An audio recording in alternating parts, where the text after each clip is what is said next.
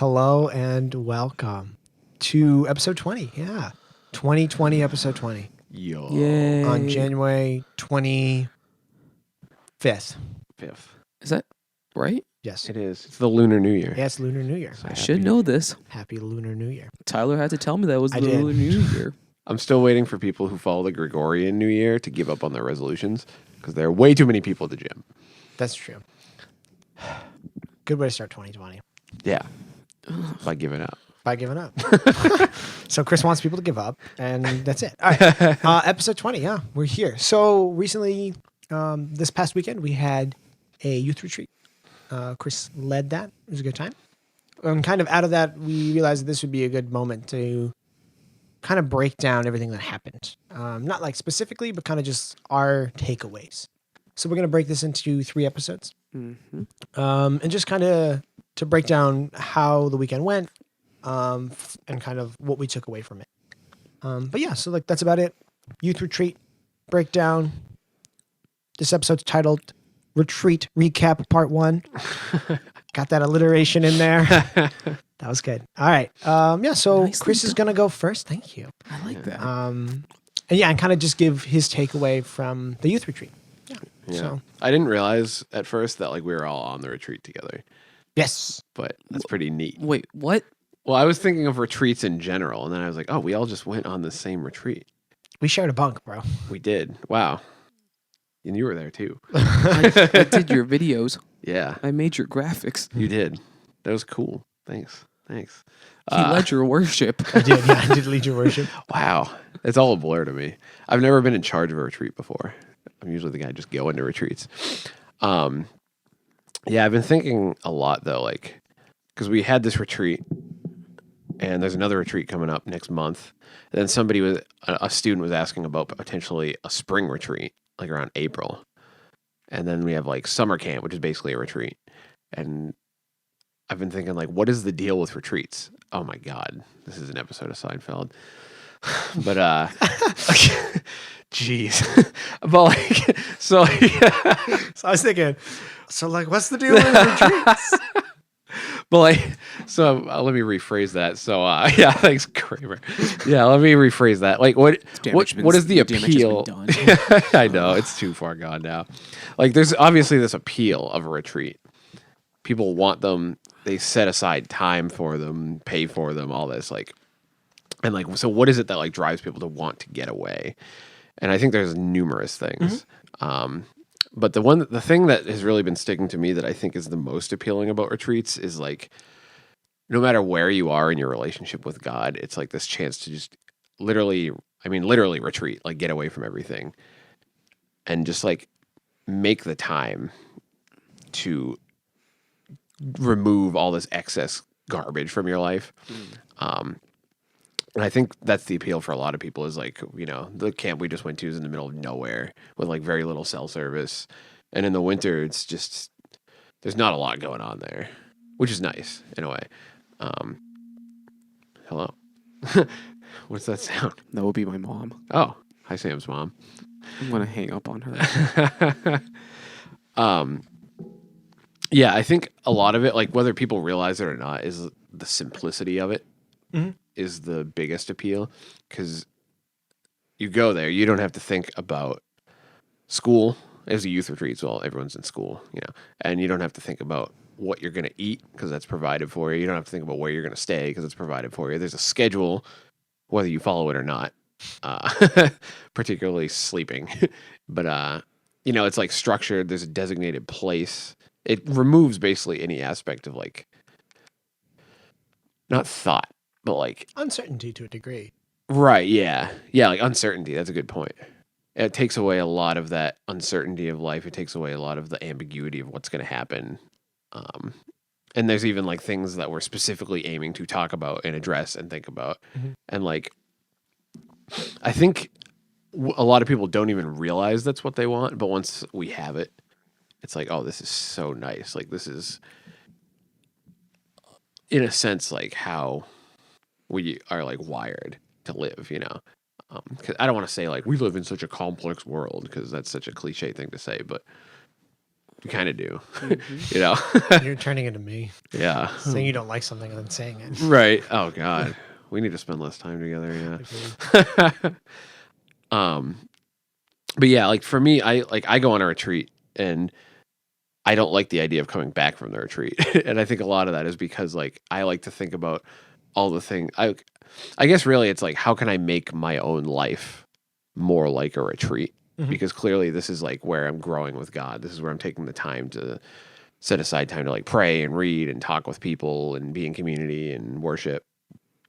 And it's like, okay, how much can I strip away from my everyday life to make life more like this experience so that I don't have to get away necessarily to experience this?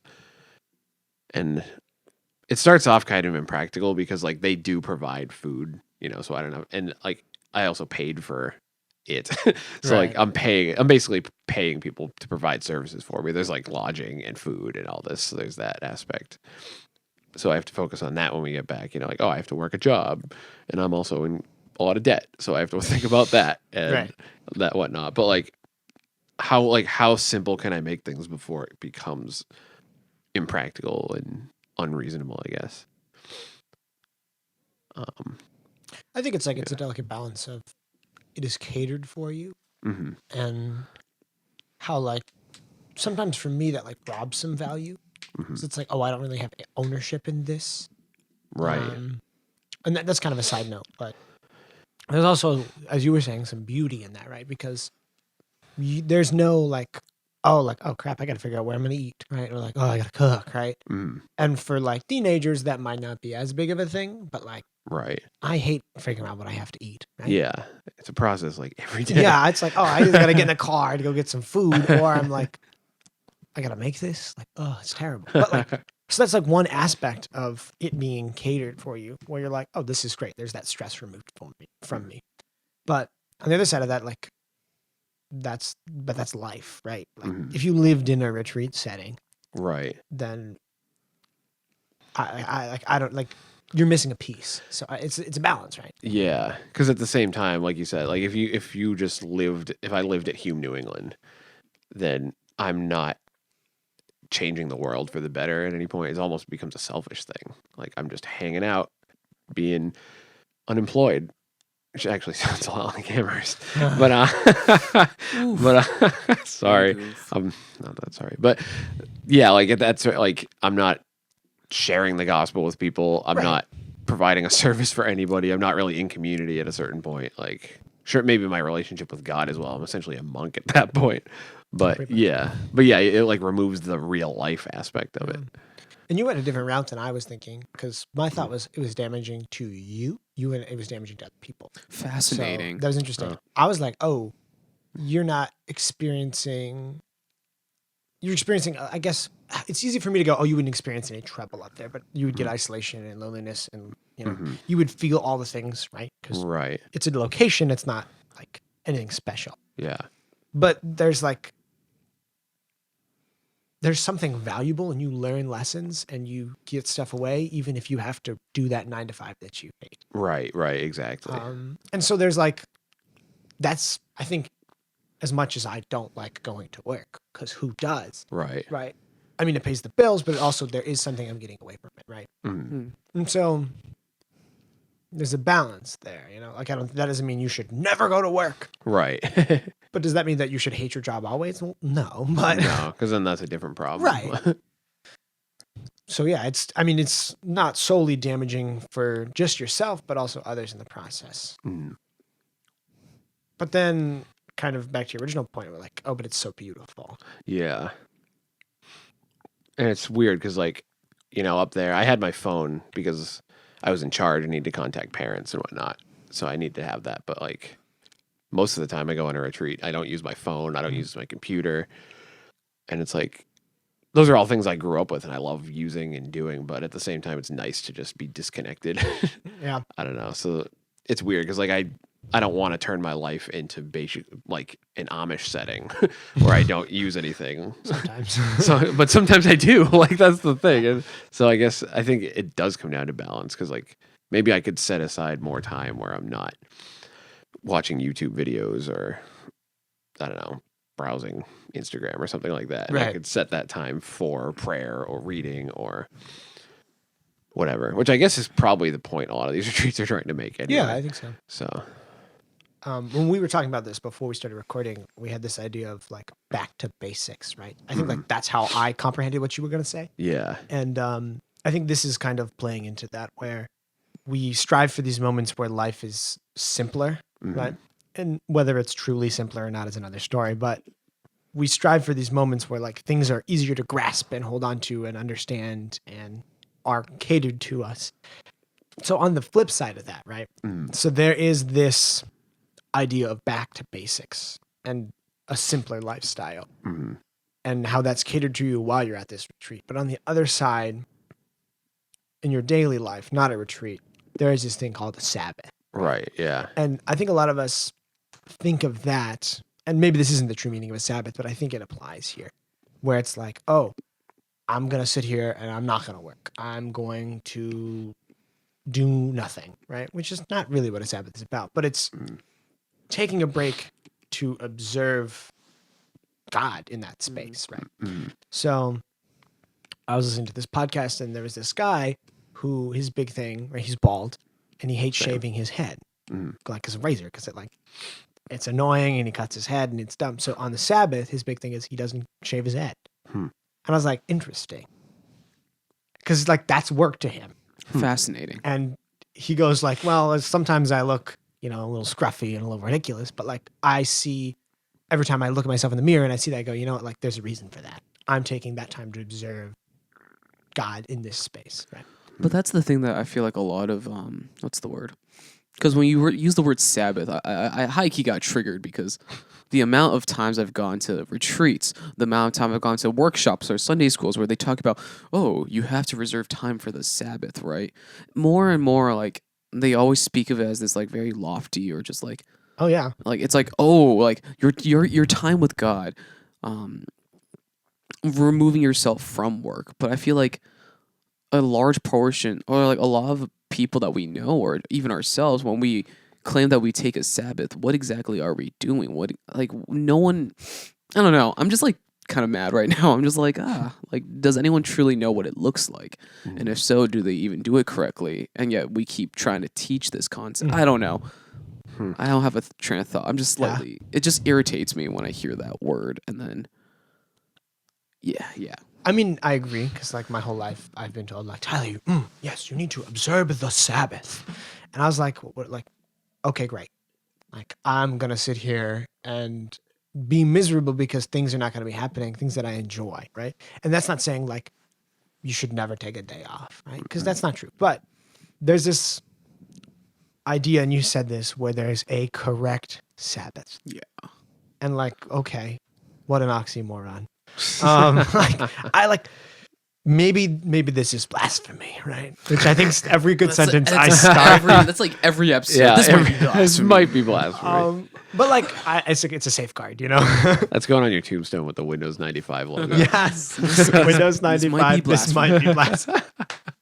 That's a good combo. Anyways, I'm gonna make that later in Photoshop. It's gonna be good. But anyways, back to the point I was making. This might be blasphemy. But there's no such thing as the right Sabbath, the correct Sabbath, right? Because then does that mean, are we all supposed to just sit in chairs and just like, what is that? How does you can't put universal brackets over everything. That's not how the world works. And the thing is, like, again, like, just to also jump back a little bit, a bit. I don't have a pen on me. The idea, I think you're right. There isn't like a correct way of doing it. And I appreciate the people in the past who I've interacted with who try teaching me a way, because we live in a world of practicality. It's like, oh, here are some practical methods, but we forget to also say, this might not work for you. Right. Like for instance, my old man, he likes silence. He likes walking. And he's like, yeah, this is how I observe the Sabbath. You too should do it the same way. And I'm like, no, because when I sit in silence, I get stressed. This is work for me. Like, I can't relax and focus in such a setting. Like, that's not me, old man. So man. I call him that in front of him. I didn't know it was technically offensive, but whatever. I love you, Dad. I would never call my dad that, but Me neither. My dad calls his dad that. yeah, My old man, yeah. But anyways, back to whatever's happening here. This idea of practicality Sabbath, right? And this is kind of a tangent from the retreat, but I think it's important here.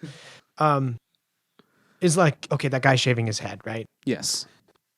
That's one example. Well, hopefully not work for me because I hopefully got a couple more years of good hair going on here. I got a widow's peak, but it's not too bad yet.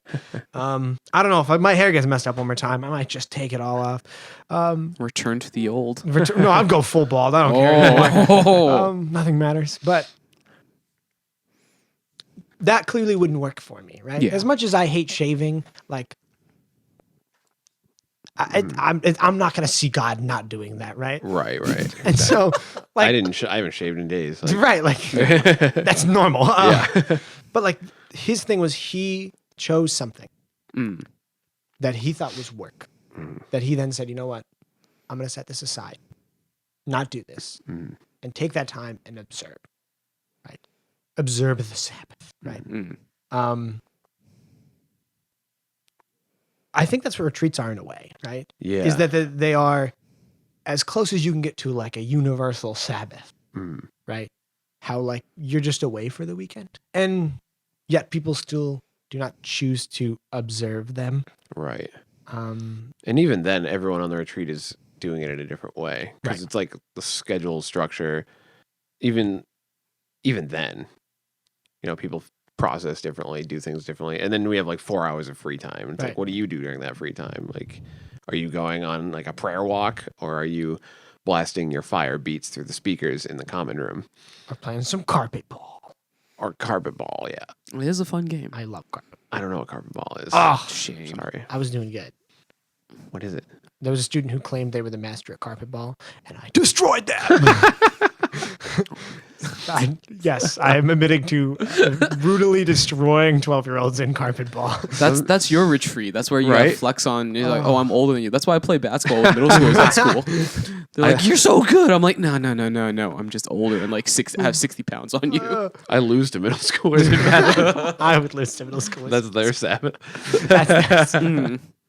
But like, I think that phrase where you said they observe it differently, right? And that's what makes retreats so special, right? I'm someone who, contrary to common belief, really enjoys people. I hate people at the same time, but I also really enjoy people. I'm a walking contradiction. Thank you. We've come to this conclusion. But retreats for me is where I can just, talk to somebody to 2 o'clock in the morning about the dumbest things possible, right? Right. Because that's what I find recharging and rejuvenating, right? Yeah. And I see God in that. So, yeah, I agree. Maybe we're misunderstanding the idea of a Sabbath, but it's about observing God in space, right? So it's not about vegging out. Like, right. Though I guess it could be that. It could be, but right. not necessarily. Yeah. And I like, there's this idea of, and this applies to retreats too. You wouldn't say a retreat was bad because you were challenged. Right.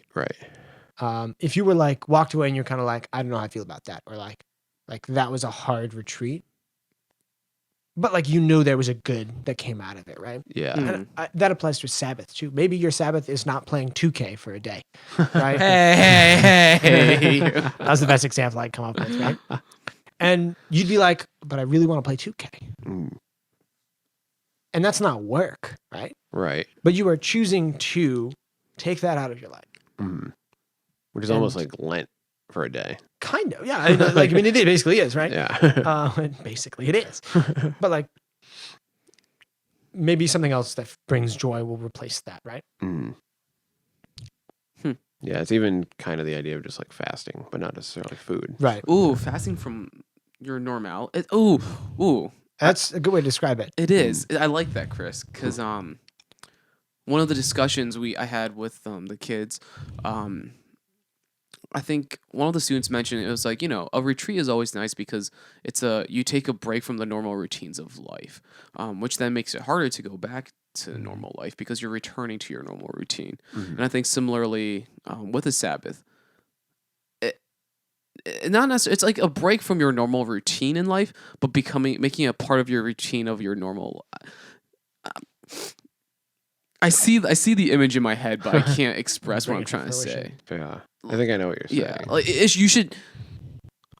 If let's say like a retreat is like accumulating like personal days. You know how like certain jobs like you can accumulate personal days or sick hours or whatever. So like a healthy way of approaching life would probably be take a personal day here and there, right? But then like I feel like retreats get put on such a high pedestal to the point that they're like, oh, I've worked so hard and now I'm just gonna release it and like chill all this. I'll use it all up on this one time just to see God again and then go back to my normal life. I don't know, something that's I'm stuttering. I think that's perfect though. Like that. Yeah, that was a very odd analogy, but it worked. Yeah, like returns to the idea of simplicity. Yeah, if you are like taking the time and simplifying things a little bit, then it's not necessarily such a release when you get to retreat. You don't need to rely on it so heavily. Like you talked about the spiritual high, right? Well, you didn't talk about it in this podcast. You talked about it during that 1 hour. Yeah, that 1 hour campfire. Yeah, and I think a lot of people like they look for it. They look for the next spiritual high, and they're like, "Oh my gosh, I can't wait for this retreat because that's where I'm going to feel it." Where we constrict and limit ourselves to see God only at that retreat when we realize we can see God in our normal routine. Yeah. So, yeah, what you said, Tyler, except I don't know where I went. Yeah. I mean, this is very far off of where we originally started, but as is life and as is this podcast. So, but this idea of back to basics. Right? I mean, is it cheesy to, quote the creation story and say like, hey, even God rested on the seventh day, right? Maybe that was his retreat. God's retreat. That is probably blasphemy, but that's okay. But like the point I'm making here is that the beauty of retreat, and the point I think you were getting at was that it goes back to that basic, to that simple way life should be in a way, without all the muck and the mess, all that. Yeah, and I struggle with that. Like I think it started somewhere in college where, well, I'm not going to turn this into a therapy session, but at some point I like lost the ability to just like relax without being stressed out, and I've been working on that the past few years because that's not healthy, but. Yeah, like just being able to take the time and be like, everything's okay. Like I'm not thinking about something else. I'm not worried that work's not getting done right now. Yeah. Like it's huge. I think we need more of that. I agree. I mean, I know it's prevalent in America. It's probably prevalent in other parts of the world, but it's common. Yeah.